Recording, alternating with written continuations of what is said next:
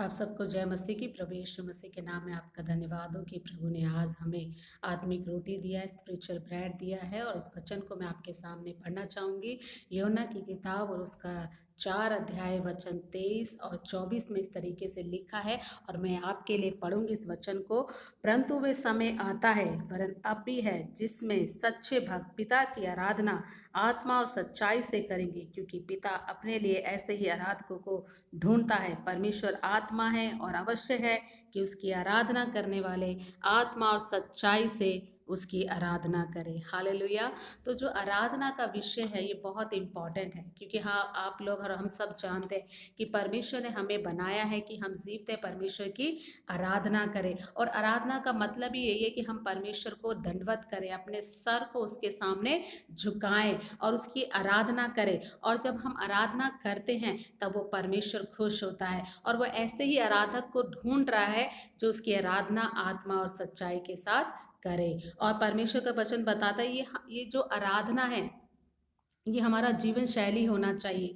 निरंतर हमारे जीवन में परमेश्वर की आराधना होना है। प्रतिदिन हमारे जीवन में परमेश्वर की आराधना होना ज़रूरी है, क्योंकि हम इसीलिए सिरजे गए हैं कि हम उस परमेश्वर, जीवते परमेश्वर की आराधना करें। और जब हम आराधना करते हैं तब परमेश्वर हमारे जीवनों में अपनी आशीषों को देता है। आराधना के द्वारा हमें छुटकारा मिलता है, आराधना के द्वारा हमें चंगाई मिलती है। और सबसे ज़्यादा मोस्ट इम्पॉर्टेंट बात यह है कि जब हम आराधना करते हैं, हमारा स्वर्गीय विराजमान परमेश्वर जो स्वर में विराजमान है वो अपना सिंहासन छोड़ के हमारे बीच में आ जाता है। हालेलुया। तो जब इस वचन को पढ़ रहे थे तो परमेश्वर ने इस आराधना के द्वारा मुझे कहा कि मैं आपके साथ अपनी एक गवाही को शेयर करूं। और मैं इसके लिए बहुत खुश हूं कि सच में कि मैंने भी आराधना के द्वारा ही परमेश्वर की आशीषों को पाया है। मेरे प्रियो, मुझे आज भी वो दिन याद है जब मैं परमेश्वर की आराधना कर रही थी, और मैं आराधना में इतनी मगन थी कि बस मुझे लग रहा था कि परमेश्वर मेरे सामने खड़े हैं। और मैं उसकी आराधना करती रही। और उसके बाद मैंने देखा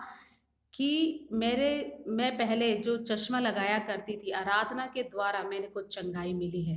आराधना के द्वारा मेरी आंखों से चश्मा हट गया, क्योंकि ना मैंने किसी से प्रार्थना कराया, ना कोई मेरे लिए प्रार्थना किया, ना मैंने इस विषय को किसी के साथ शेयर किया कि आप लोग मेरे लिए प्रार्थना करना, कि मैं चश्मा लगाती हूँ, मुझे देखने में दिक्कत होती है, अगर मैं 1 मिनट भी चश्मा उतारूंगी तो मेरे सर दर्द शुरू हो जाएगा।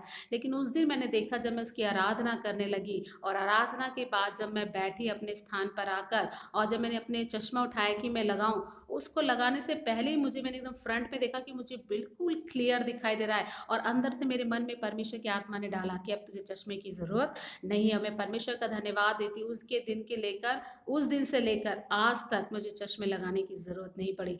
तो ये आराधना जो है हमारे जीवन में चंगाइयों को लेकर आता है। मेरे प्रियो, दूसरी बात परमेश्वर ने मुझे आराधना में छुटकारा दिया, वो ये है कि जब मैं प्रभु में नहीं आई थी, जब मैं यीशु मसीह को नहीं जानती थी, और जब मैं यंग ही थी बिल्कुल ही, उस समय में एक व्यभिचार का आत्मा मेरे सपनों में आके मुझे डिस्टर्ब किया करता था। लेकिन ये बात मैं कभी किसी को बता नहीं पाई, क्योंकि बताऊंगी तो लोग सोचेंगे कि शायद ये इसके दिमाग में ऐसा चलता है या ये इस तरीके की लड़की है। तो इस टेंशन के मारे मैंने कभी किसी को नहीं बताया। फिर धीरे धीरे जब हम प्रभु को जाने लगे, प्रभु में आए, फिर उसके बाद में मेरे संग हमेशा ऐसा होता, हर महीने में 1-2 बार ऐसा होता ही था कि मुझे वो पूरा फील होता था, इस तरीके का एक व्यभिचार फील होता था। तो मैंने जब आराधना करना शुरू किया, जब परमेश्वर के वचनों का नॉलेज मुझे पड़ा, परमेश्वर के वचन में बड़ी आराधना के महत्व को मैंने जाना, मैंने आराधना करना शुरू किया। मैं परमेश्वर का धन्यवाद देती हूँ, इस आराधना के द्वारा ही मैंने उस व्यभिचार की आत्मा से छुटकारा पाया जो मुझे सपनों में आके परेशान करती है। और आज तक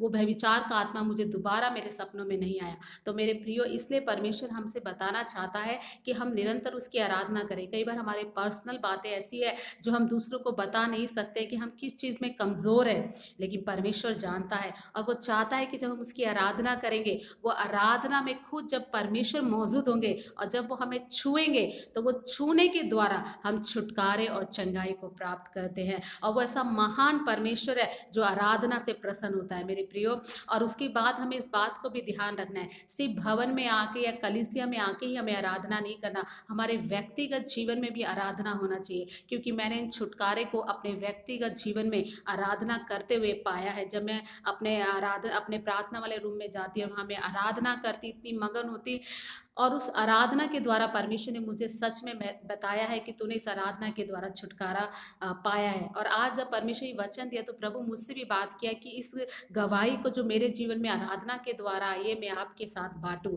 और मैं बहुत खुश हूँ कि परमेश्वर ने ये गवाही मुझे दी है ताकि आप भी इसके द्वारा आशीषित हो और आप आराधना कीजिए जितना हो सके। जब भी आप अपने प्रार्थना रूम में जाते हैं, प्रार्थना में बैठते हैं, आप अधिकतर समय, सबसे ज़्यादा समय आप आराधना में बिताइए। और जब आप आराधना में बिताएंगे अपने समय को, तब आपको छुटकारा, चंगाई मिलेंगे, आपके बंद रास्ते खुलेंगे, आपके लिए हर एक चीज़ जो इम्पॉसिबल है वो पॉसिबल होने पाई। क्योंकि खुद परमेश्वर जब आपके सामने आ जाएंगे, अपना सिंहासन छोड़ के आपके बीच में आएंगे, तो परमेश्वर आपके जीवन में अद्भुत काम करेंगे। इसलिए आराधना बहुत ज़रूरी है हमारे जीवन के लिए। और आराधना से ही परमेश्वर खुश होता है जब हम उसकी आराधना करते हैं, क्योंकि हम उसकी सृष्टि है, वो हमारा सृष्टि करता है। और जब सृष्टि उसकी आराधना करते हैं तो परमेश्वर आनंदित होता है और वही आनंद वो हमारे जीवन में देता है। तो मेरे प्रियो, जब आपकी आराधना जीवन शैली बन जाएगी, आप एक दिन भी बिना आराधना किए, आप एक दिन भी बिना